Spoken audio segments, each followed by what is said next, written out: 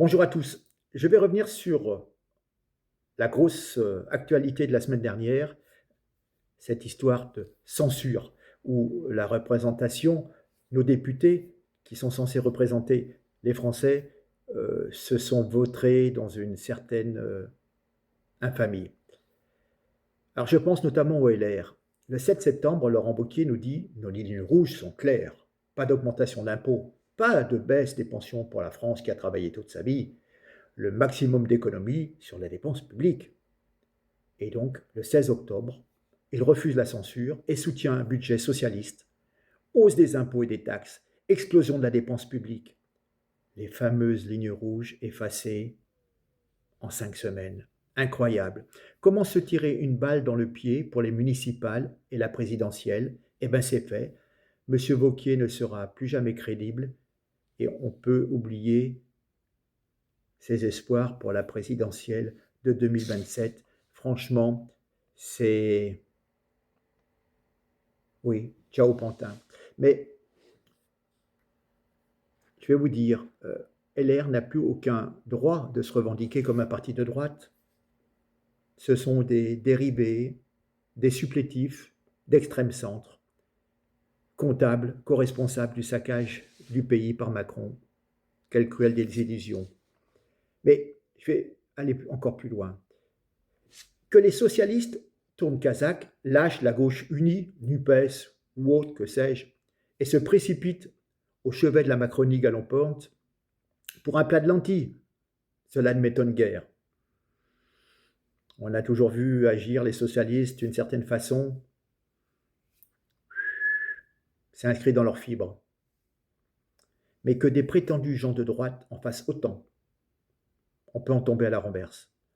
La droite authentique, ce n'est pas ruer dans les brancards pour une gamelle.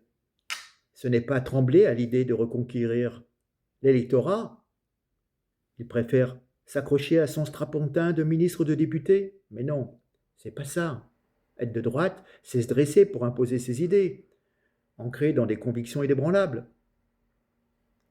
Encore une fois, la seule issue pour redresser le pays, pour redresser la barre après ce désastre semé par le en même temps du guignol de l'Élysée, c'est de renouer avec du bon sens et peut-être avec un bon clivage, gauche-droite. Ça a toujours été le pilier de la politique française depuis, je pense, 2 siècles. Et puis, effectivement, peut-être passer par une union des droites, enfin une union de tous les patriotes, de tous les souverainistes, les gens qui veulent une France unie, forte, mais pas des mesquineries dignes d'une cour de récréation avec des trahisons pour préserver le bloc central et le socle commun. Qu'est-ce que c'est que cette connerie? Connerie macroniste, le socle commun. De toute façon, en France, nous disait Maurice Druon, académicien, il existe deux partis de gauche. L'un s'appelle par convention la droite. Jamais cette formule n'a été aussi juste aujourd'hui.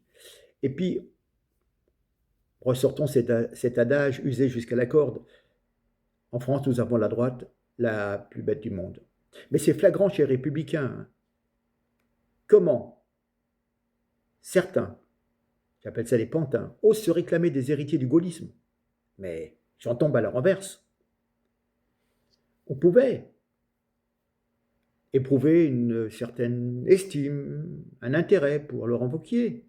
Il y a quelques années, il avait un franc-parler, assez à droite, qui pouvait séduire, pas face à une certaine bouillie qui était vendue par les admirateurs de la droite et du centre. Mais là, refuser un gouvernement socialiste, celui de Lecornu, enfin Lecornu bis, Lecornu 2, ou alors un gouvernement sacrément biscornu, tout cela pour asticoter Bruno Retailleau, qui l'a largement laminé lors de l'élection à la présidentielle des Républicains. Franchement, c'est vraiment indigne et révoltant de la part de M. Wauquiez que de placer ses rancunes d'ego avant l'intérêt national et celui de son parti. Et donc, effectivement, les LR parti de droite, laissez-moi rire, laissez-moi rire. Et donc, comme je disais au début, la présidentielle, M. Wauquiez n'y pensait même plus. Au revoir, merci, partagez.